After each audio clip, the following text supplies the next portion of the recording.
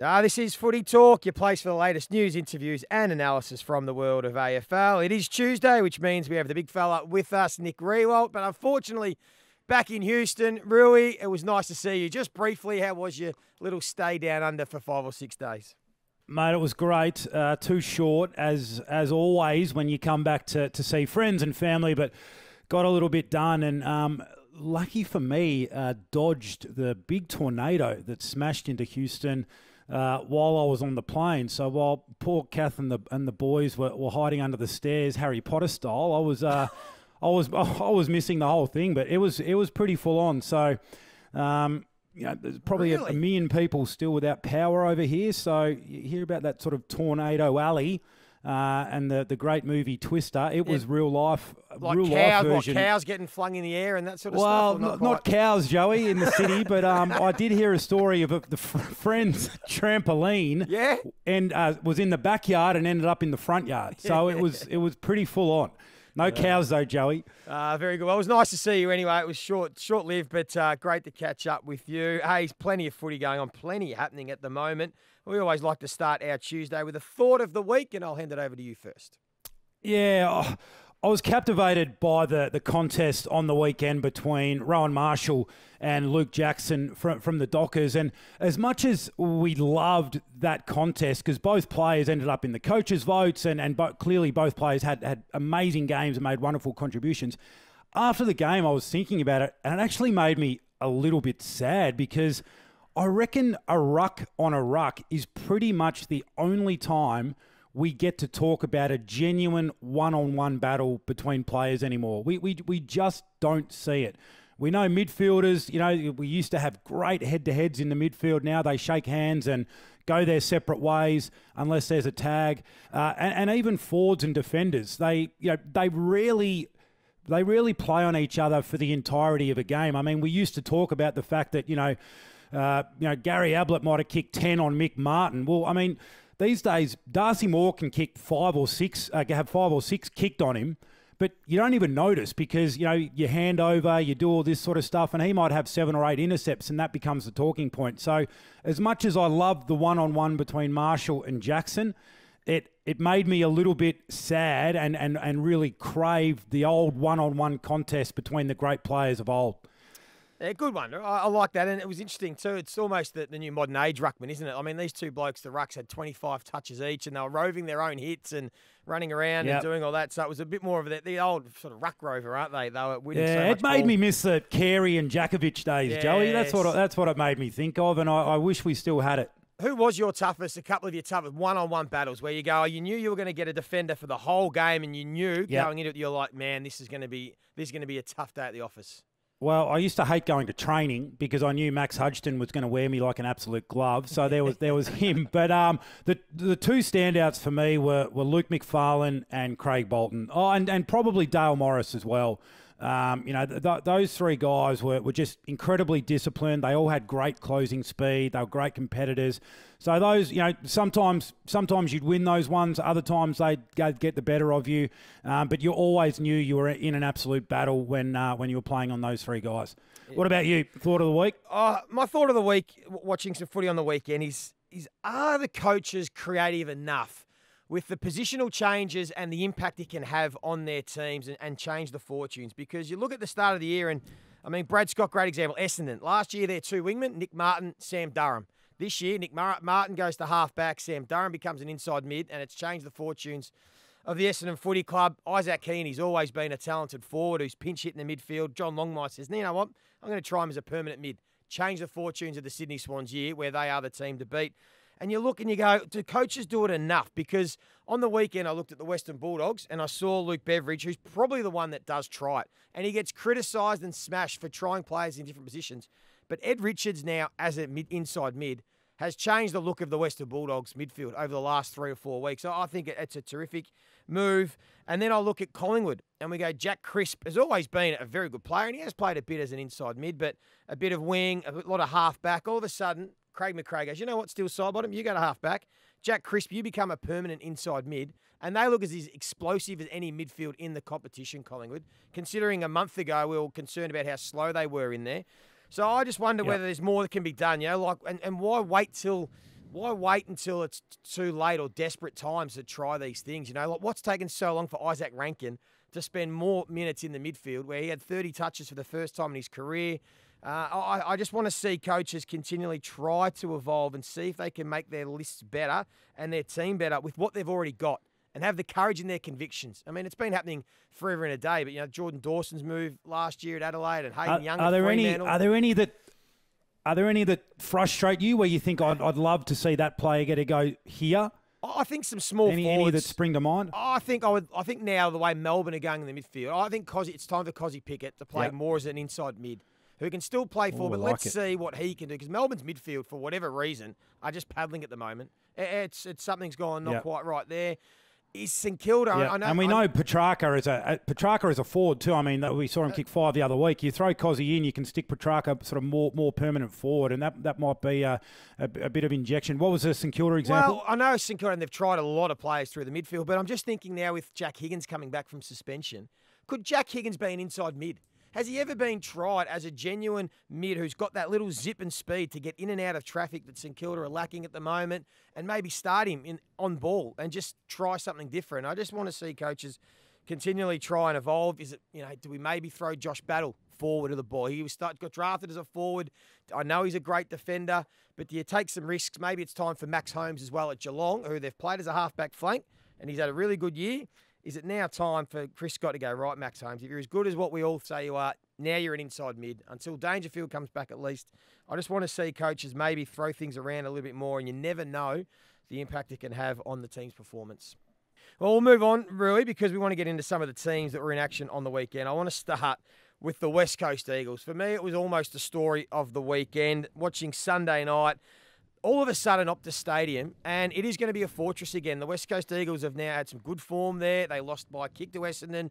Their next 3 games at home are winnable, but they look formidable. And, I mean, Harley Reid, you can't say anything more about him. He's now the best pick one since Nick Riewoldt back in 2001, Rooey. He's the best pick one we've ever seen. But the West Coast Eagles, I'm not sure how much you got to see of that or the highlights, but what is happening there, the resurrection of the West Coast Eagles Football Club has been phenomenal. Yeah, Luke Hodge says hello as well, Joey. He's been amazing. He's been amazing, hasn't he? I mean, you know, we've spoken about him. It feels like every second week we've spoken about him and what he's been able to do, clearly talent-wise. But for me, the mental toughness of the kid to be able to wear all that pressure over the preseason and come out and just play. You know, I thought at the start of the year, Adam Simpson might need to ease him in and play him half back like North did with Sheasel and get him some easy kicks.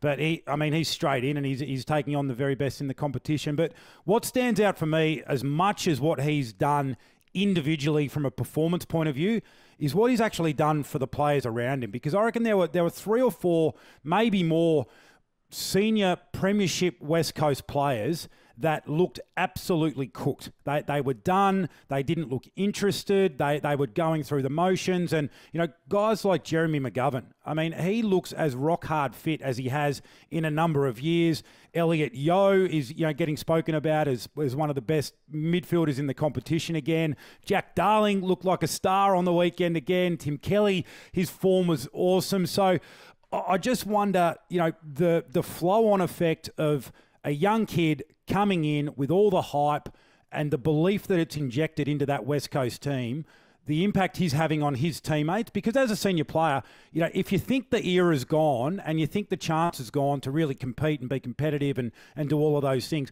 the edge comes off. You know, I felt it. I'm sure you felt it.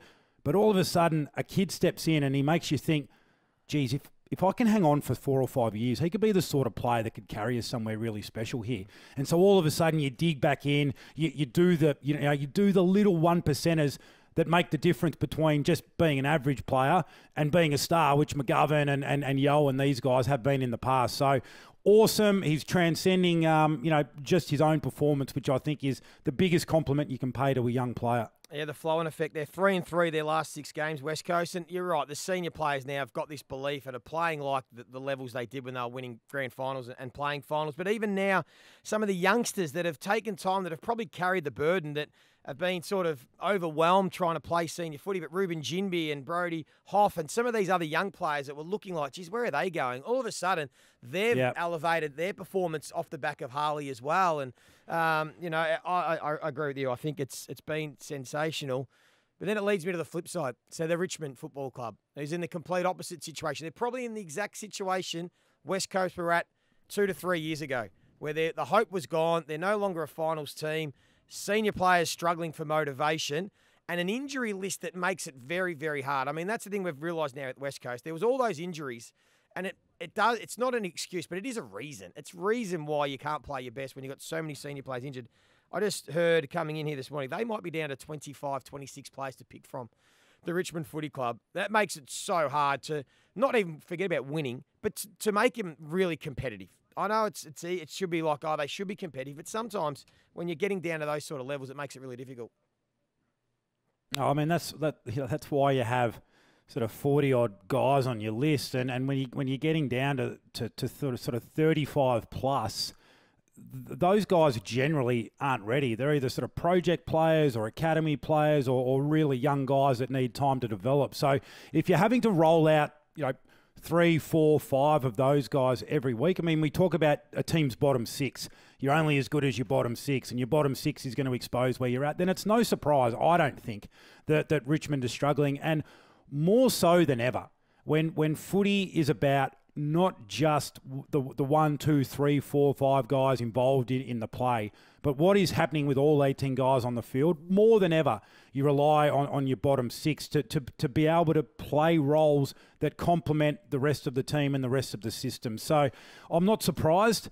I haven't watched them close enough to be able to say the effort's been really poor or they're just not up to it, physically, skillfully, or all of those things. Where do you sit? Is it personnel or have they turned their toes up, particularly the senior guys? Yeah, I don't think that's fair. I think what we do know is when your system breaks down, it does look like everyone's effort falls off a cliff. We've been in games like that, Roo, where we've lost by 80, 90, 100 points, and people question, you go, well, no, I was trying, but when one player goes forward and then there's holes like you can sometimes try too hard and you just get lost and you get caught up. This difference between synergy when every player... So that's my question. Yeah.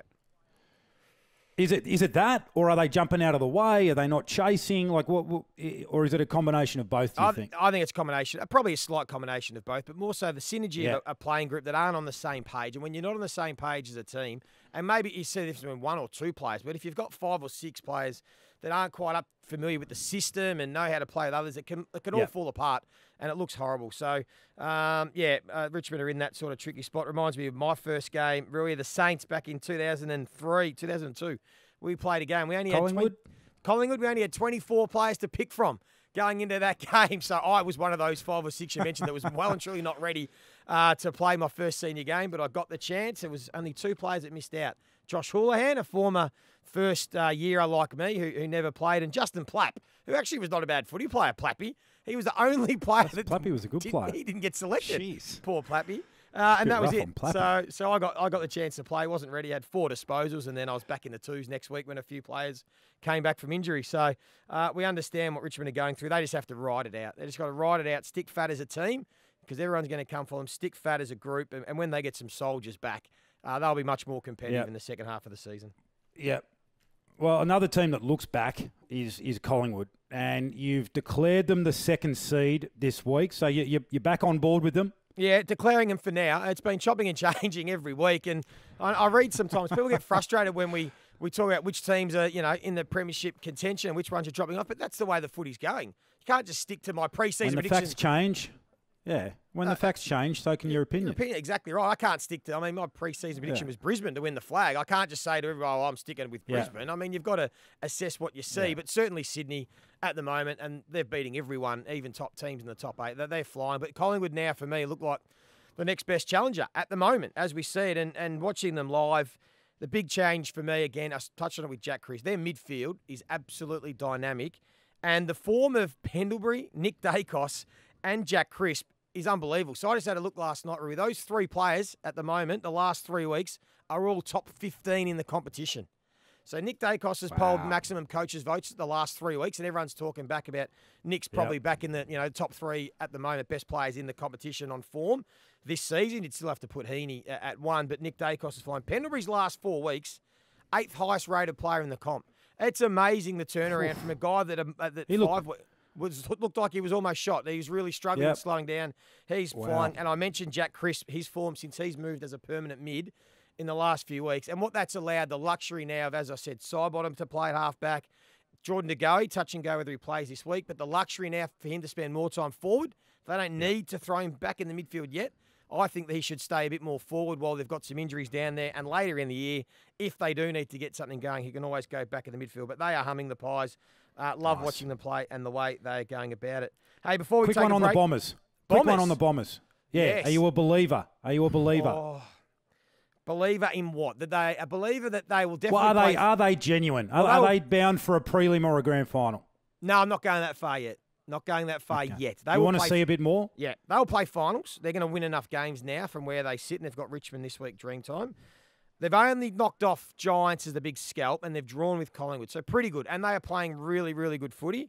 Just going to hold fire for the moment on Essendon to see whether they can do it as they come up against some more strong teams back half of the year. Because we've seen them in the past and even a bit of last year be sitting, top 8 and then fall away late. So got to continue to do it for me. Hey, last one before we go to a break. Got to touch on, didn't your Max King comments on this podcast get some traction last week? They went everywhere. I think it was Jay-Z Clark that picked up on it. He threw out there that you were critical of Max King because you said that you're concerned about his forward craft and you want to see him find other ways to get some separation. By the way, he was much, much better. He was much more aggressive on Alex Pearce. A couple of times he threw him out the way, launched at the footy. That was exactly your point of you were touching on. But I did notice there was an article floating around. Typical Rooey, doesn't ever answer his phone. Max King keeps reaching out to you and you just keep ignoring him. I said, I go, no, Rooey's happy to help Max King. And I'm hearing, no, Rooey just keeps ignoring him. Hey, what are you doing, buddy? I know you're no good on your phone. Well, the last time I text was in July 2021. We had it was a happy 21st. So I'm not sure if they've been reaching out. If they've been reaching out, they've clearly got the wrong number. But of course, I'm always happy to help or to watch some tape or do whatever. It's probably a little bit hard to do it in person from over here, but of course, my boys have all got number 12 on the back, not because of me, but because Max King's their favourite player. So I'm always happy to reach out. But, geez, they blow it up, Joey. Yeah, unbelievable. Work on your forward craft. That's all I said. Yeah, and I said you'd be happy to help out. Maybe they've been texting your Australian number. Maybe they've still thought the Aussie number. I checked that. I checked that one as well. Nothing no on there text. either. No, okay, nothing. well, there text, you go. No text. That's the beauty of this podcast. We put it to bed. Max hasn't really reached out to Rooey. And when he last did, it was 3 years ago when Max turned 21. So there you go. Put that to bed. We'll move on. It was good for the podcast anyway. Roo, we got some time.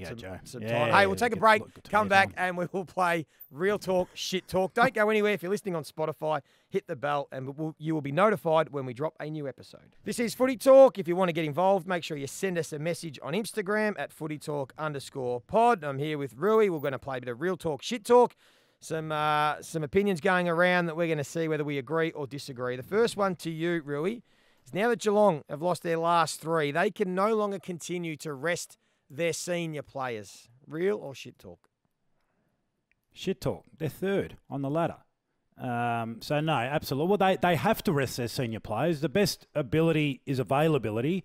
They're going to play finals. They're going to be there. And if they wanted to have a genuine crack, then managing those senior guys is the only way because, like I said, you want them out there when the whips are cracking. So, no, that is shit talk. They've got a plan. They will stick to it. They won't be held captive by the situation and compromise their senior players. If they don't get there because they've rested them and given them a chance to be available, then I reckon you live with that. Because they're all in to try and win it. They're not about scraping in. So, stick to the plan. Joey, Mateus Philippou, he needs some time in the twos. Real or shit? No, that is real talk. I think that you can still develop your craft and become a better player playing VFL football. I played nearly 50 games, 40-odd games of VFL. Yes, you hate playing VFL footy. You want to be out there. But if it's better for you in the long run and can make you a better player, why not? I think that he's just watching him on the weekend. He's lost all confidence out on an AFL field. I think he needs a few weeks in the twos to work on his craft, whether that's as an inside mid, whether it's a forward, but just work on his craft at a level where he's going to be better than most of the players playing there and can really get some confidence and belief. And then bring him back into the senior side later in the year. I know he's the future, but you can still be part of the future and build your game and improve at VFL level. So I think it's time to maybe spend a couple of weeks there, improve and come back, and he will still be a star for St Kilda in the long run. I'm holding faith for the time being. One more for you, Rooey. Gold Coast Suns, they smacked the Cats up in Darwin. That's a fortress up in Darwin now. They've won their last 6 up there. They're ready to play finals, the Suns. Real or shit talk? Can you give me one more week? Because they've been rock solid at home. I want one more week because they haven't proven they've got the, just that mental toughness yet and maturity as a group to be able to go away and beat a quality opponent. So they've got the Blues away at Marvel this week. If they can get the job done, then I would say, yes, I'm ready to declare them ready to play finals. Okay. Sitting on the fence a little bit, but give me one more week. Last one for you, Joey. The Ds, they're trying to tinker with it, but is the game plan still a concern? Well, this is real talk. I'm starting to worry about Melbourne's game style. First of all, give them credit for trying something different. They've tried to change their game style because they've gone to the well the last few years, got close and not close enough. So credit where it's due. But at the moment, it just hasn't clicked. And I don't know. And I think maybe they're wrestling between, are we a contest-based team and we go back to contest, or do we try and find a bit more balance with an uncontested game and evolve with the sort of modern footy? It's a fine line. They've still got plenty of time, and I trust the coaching staff and the playing group because this is a proud, tough, professional playing group and coaching staff. But the last 4 to 5 weeks, they've lost their way a little bit, Melbourne. So plenty of time, but it is a concern. So that is real. Hey, appreciate seeing you again. As always, Rooey, another good show. Make sure tomorrow you tune in because Abby Holmes, Jack Heverin, and David Zaharakis will take a look at the week from a player's point of view. It's been good to see you, but until then, enjoy your Tuesday. Thanks for watching Footy Talk. Subscribe to the channel to watch myself and Rooey every Tuesday.